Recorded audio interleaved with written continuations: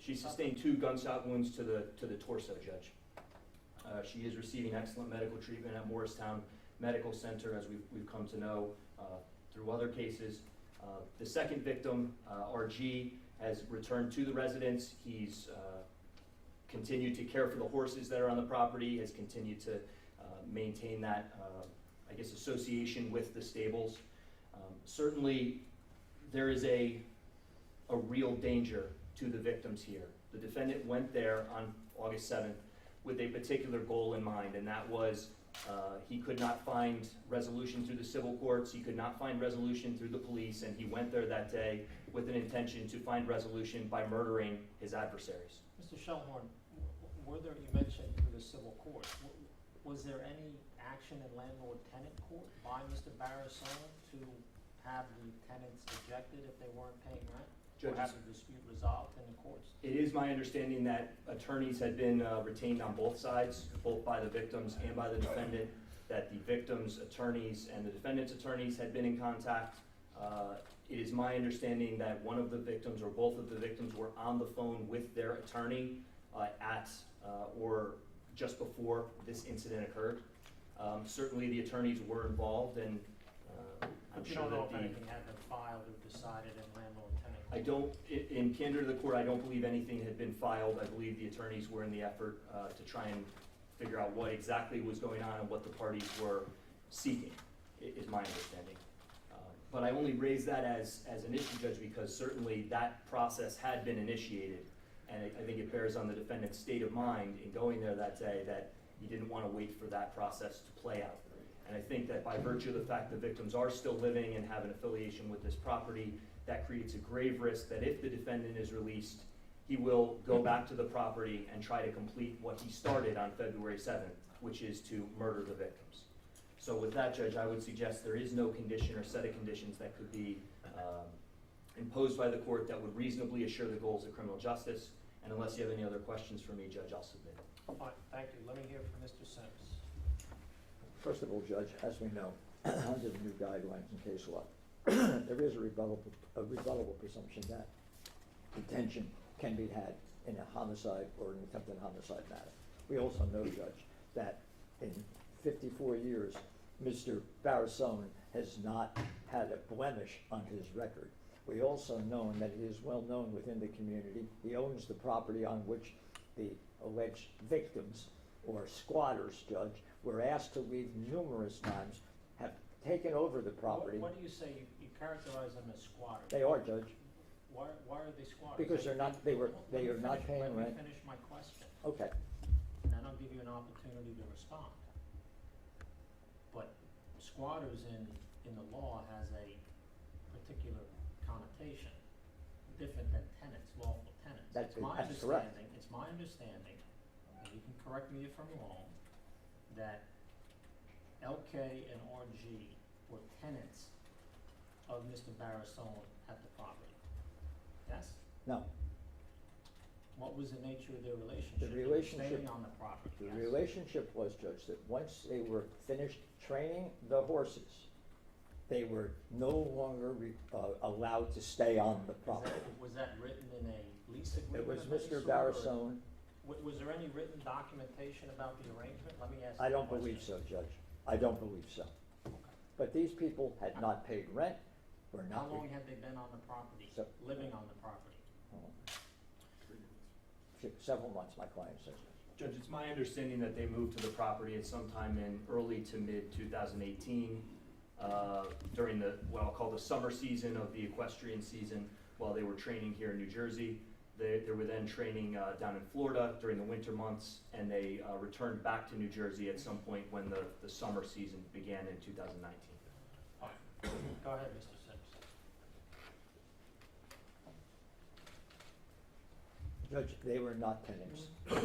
When I say squatters, Judge, I mean squatters simply because they were no longer allowed to be on the property pursuant to their verbal agreement with Mr. Barisone. They were not training their horses there with Mr. Barisone's approval. They were asked on numerous occasions to vacate. They did not vacate. The police were called on several occasions by Mr. Barisone for them to vacate. They refused to. That's where the threat started to become. When they were asked to leave, they threatened Mr. Barisone, they threatened Mr. Barisone's partner, they threatened Mr. Barisone's partner's children. That was part of that matter, Judge, and that's why I suggest that they were not tenants at all, because no money passed hands whatsoever, Judge. There was no lease, there was no oral agreement, nothing. I'd like to point out also, Judge, that Mr. Barisone in 54 years hasn't had a blemish on his record. He is well known in the equestrian dressage community. He is well thought of.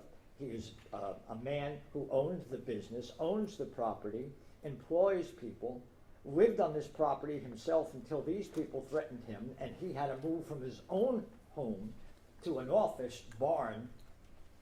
Judge, he is no risk to flee. He's willing to get, not only willing, of course would give up his passport. He's going nowhere, Judge. He is not a threat. He has been injured as well, Judge. And there are numerous conditions that would assure him being here for each and every aspect of this matter. He can be placed on a bracelet. He can be given house arrest. He can be required to report to probation any number of times that the court requires. And I would suggest, Judge, that this is a man who will stand up for what he's supposed to stand up for, acknowledge what he's supposed to acknowledge, and be here and not disappoint a court when he's required to be here. The man is going nowhere, Judge. He is a respected member of the community as opposed to the alleged victim. And I would suggest, Judge, that this man is no risk to flee, no risk to commit a further criminal activity, and will certainly abide by any and all rules that the court puts on him, Judge. The man is going nowhere. And Judge, I would also suggest, I know that most people don't request it, but in the event you believe that there are no conditions short of a detention, I believe that we can request that a cash bail be posted, Judge. And I would ask that that may be even done in a combination of things, Judge. We have no objection to any of that. But the man needs to get back. He employs people. He has family to support. He has a partner to support. He has other children to support. This is not a man who, of no means, and not a man who is not going to own up to his responsibilities. And I would ask Your Honor to impose some kind of condition to allow him to be released. All right, thank you. Thank you. Anything in response? Unless you need to hear from me, Judge. Oh, okay. I know that. All right, very good. The standard of proof. Oh, Judge, if I might, may I just respond to one thing? I have been also advised, Judge, by my client, I apologize for interfering, that these people have been told that they must leave by the fire marshals who came to the property and told them that they must leave because they're living under conditions that they're not permitted to live under, and they won't leave even under the fire marshal's instructions, Judge.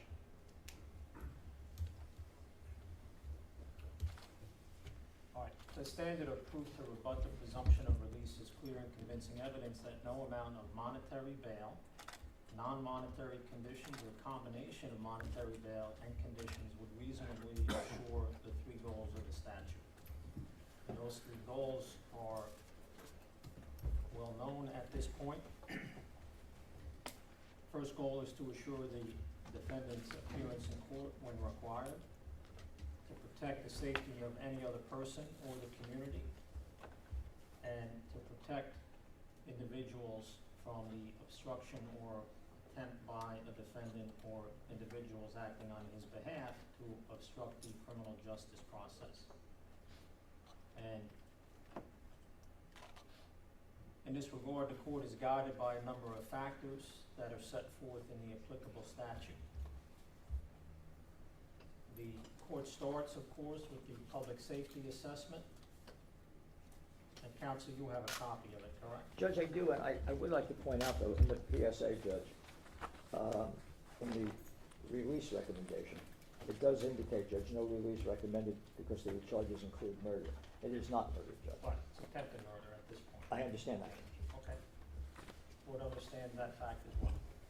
But the report nevertheless recommends no release. The scale for failure to appear is at the absolute low end, 1, and the risk of new criminal activity is 1, given Mr. Barisone's law-abiding life up until the current allegations were made against him. An evidence is clear and convincing when it produces in the mind of the trier of fact a firm belief or conviction as to the truth of the allegation sought to be established. Evidence so clear, direct, and weighty and convincing as to enable the fact finder to come to a clear conviction without hesitancy of the truth of the precise facts in issue. And that rather long definition of clear and convincing evidence is from State versus Hodge, 95 NJ 369, 376, the 1984 New Jersey Supreme Court case. All right, in looking at the particular factors, the recommendation by pretrial services is a factor the court must consider. It does not in any way bind the court. That much the Supreme Court of New Jersey has made clear. But it is a factor for the court to consider, and the court does consider that factor. In addition, the court has to consider or may consider the nature and circumstances of the offense, as well as the weight of the evidence.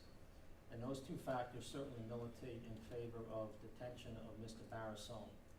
The circumstances here, although perhaps not as clear as the state may want them to be, there are some other issues, but those issues as set forth by Mr. Sims cuts both ways. There's a history, for sure, apparently. It's a landlord-tenant dispute at its heart, but those matters are normally resolved in civil court. Motions for ejectment of tenants or individuals, squatters, as portrayed by the defense in this case. Whatever label you want to put on them, there are procedures in place in civil society for resolving those disputes. And if Mr. Barisone had followed those procedures, we wouldn't be here today. Instead, he armed himself, shot LK twice in the chest, and shot at RG, her fiance. There's no evidence in this case that either one of the victims here were armed with a weapon of any sort, a stick, a knife, a gun. No evidence of that. There was some discussion, perhaps even a confrontation, an argument of sorts. There's a history of that between the parties here. But based on the facts, Mr. Barisone resorted to violence to solve this dispute. And that reliance on the violence is very troubling to the court. And the weight of the evidence appears to be strong. Mr. Barisone was caught at the scene. There was a gun literally under his body. When the police arrived, he was held down by RG based on the proofs presented to the court. I don't have any information currently about where the gun came from, but there's no evidence before the court that the defendant took that gun from either of the victims here. But rather, as the state argued, he came to the scene possessing a gun, and that certainly shows some evidence of purpose and intent on his part. Court has to consider the history and characteristics of Mr. Barisone, including his character, his physical and mental condition, family ties. I know he has family here. Is it a wife, Mr. Sims? A fiancé. A fiancé. And the children? Are hers, and he's helped raising them, Judge. They've been together. How many are there? You mentioned children. There were two. There are two, Judge. And they're juveniles, Judge. And Mr. Barisone is employed.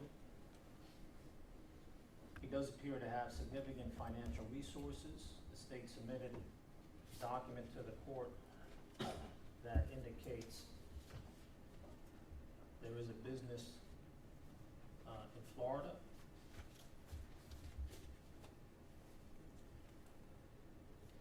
The length of the residence in the community and community ties, past conduct, criminal history of which there are none, prior failures to appear, which are none. So we're looking at the history and characteristics of Mr. Barisone. They would militate in favor of release in this case.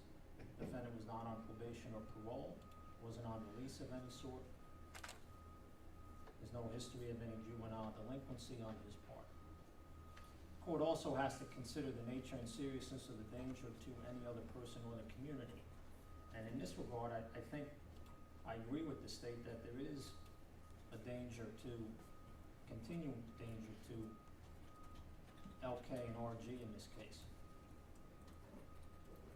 This was a violent incident. There were 2 victims here. Given the background of Mr. Barisone, it's troubling to consider this spasm of violence on his part. I'm also troubled by a reference in the affidavit of probable cause. And it says in pertinent part, this is after the police were called, the first responders came to the scene, the defendant was placed under arrest. He had suffered injuries as well as a result of being restrained by RG. And he received medical treatment from the first responders and was transported as well to Morristown Medical Center by ambulance. And the affidavit says, prior to being transported from the scene, Barisone was overheard repeating, quote, "I had a good life," multiple times. "I had a good life, I had a good life, I had a good life." That is a rather fatalistic statement on his part that's troubling to the court with regard to what may happen if Mr. Barisone is released. I don't have any information about his current mental state, but I am significantly troubled by that statement made by Mr. Barisone when leaving the scene. I think he does pose a continuing danger, perhaps to himself as well, but certainly to the victims here. And I think there is a risk of obstructing or attempting to obstruct the criminal justice process in this case as well. The resolution of this case certainly will hinge on the testimony of the 2 victims here, their account of the incident, their account of the prior incidents, and certainly their account of what happened on the day in question when Mr. Barisone shot LK and shot at RG. And considering all of those facts, especially the nature and circumstances of this very violent incident and the weight of the evidence, which appears to be rather strong and compelling at this point in time anyway, and the danger posed by Mr. Barisone, the court finds by clear and convincing evidence that the state has overcome the presumption of release. I do not think there are conditions of release, including monetary bail, that will assure the appearance of Mr. Barisone in court. I understand he has means. He has a business in Florida.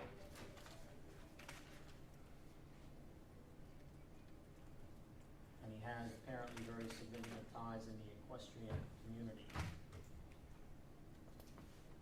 And I don't believe any combination will assure his appearance in court.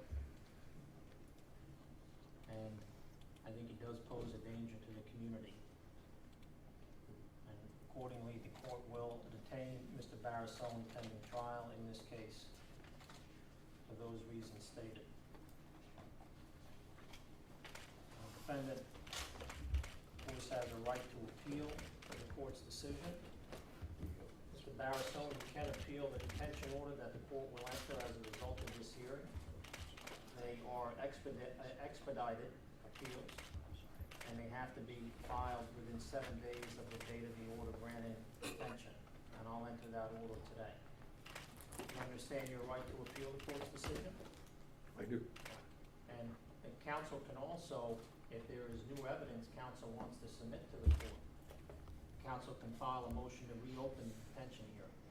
If there is other evidence that we haven't discussed today, counsel can submit that to the court as well as to the prosecutor by way of motion, and the court will schedule a date to consider that new evidence, as it may bear on continued detention or perhaps release in the future.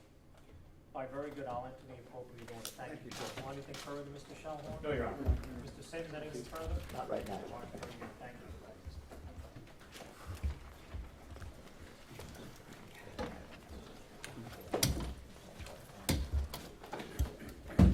Back down.